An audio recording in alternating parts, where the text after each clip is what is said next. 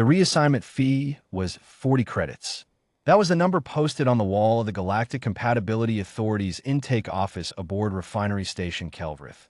40 credits, no questions asked, no delay in processing. Pay it and your algorithmically assigned match was quietly voided. Her file returned to the pool. Your application reset to pending. Most men paid it within the first hour of meeting their assignment. I found out later that 11 men had paid it for Valith of the Cerity before I ever walked through that door. I didn't know any of that when I arrived. I was 38 years old, a hull systems mechanic on a third tier or processing rig, and I had filled out the GCA form because the posting on the station board said it cost nothing to apply and might save me the bother of trying to meet someone across 17 shifts and 4 rotating crew cycles. I was practical about it. I wasn't expecting much.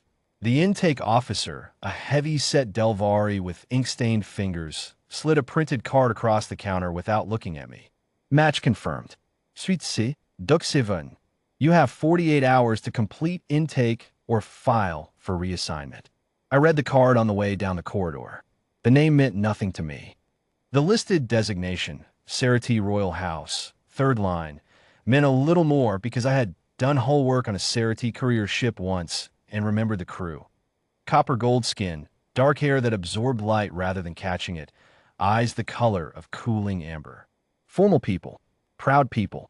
What the card did not mention, and what I learned when I reached Suite C, was why she was still in the pool. She was standing at the observation port with her back to the door when I entered. The room was a standard GCA intake suite. 2 chairs, a table bolted to the floor, a viewport showing Kelvriths or fields hanging in the dark. She heard me come in and turned with the kind of precision that told me, before I saw her eyes, that she was navigating by sound. Her eyes were open. That was the first thing I noticed. They were open, and they were the amber color I remembered from the Cerity crew. But there was a cloudiness to them, a stillness that didn't track movement the way eyes are supposed to. The mutation was listed somewhere in the official documentation, I was told afterward. It had been present since birth. By Cerity law and by most galactic compatibility standards, it was classified as a functional impairment sufficient to void a contract at the filing party's discretion. No fee, even. Just a form. She held herself perfectly still while I stood in the doorway, and she said, in accented standard, "I can't hear you assessing the situation. The reassignment office is back the way you came, first corridor left. The fee counter closes at the 20th hour." I stepped inside and let the door close behind me. "I'm not in a hurry," I said. A pause, long enough that I could hear the distant vibration of the refineries or processors somewhere below us. "You should know," she said, "that I have been in this intake suite for 11 days. 11 men have opened that door before you." "I know how to count," I said. "Do you want to sit down?" Another pause, shorter this time. "Why?" "Because I've been on my feet since the 4th-hour shift, and the chairs are bolted down, which means they're probably the most stable things on this station." She didn't smile, but something in her posture shifted, a small recalibration, like a person deciding to stay in a room they had already half left. She moved to the nearer chair with careful, unhurried steps, one hand trailing to the table's edge to orient herself, and she sat. I sat across from her and set my kit bag on the floor. "I'm Davin," I said. "Hull Systems. I've been on Kelvrith about 3 years." "Valith," she said. It wasn't an introduction so much as a correction, a reminder that she had a name, had given it already, expected it to be used. "You work on the refinery itself?" "Exterior seams. The processors crack the hull plating about once a season. Someone has to go out and fix it. In a suit." "In a suit, yes. Alone. Usually." She was quiet for a moment, and I had the sense she was doing something with that information, filing it, weighing it. "My court," she said carefully, classified my condition as a liability.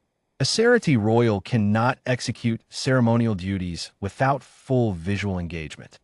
That is the official position. "That sounds like your court's problem." Her head turned slightly toward my voice. "You say that without knowing what it costs." "Tell me." She did. Not all of it. Not that first afternoon, but enough. 11 years in the compatibility pool. Moved from station to station as the GCA's algorithm kept matching her, and men kept exercising their right to void. She had learned not to hope when a new door opened. She had learned to give the directions to the reassignment office before the other person could ask because it was faster and because watching someone try to find a diplomatic way to leave had stopped being something she could stand. I listened. I didn't interrupt. When she was done, I reached into my kit bag and pulled out my canteen.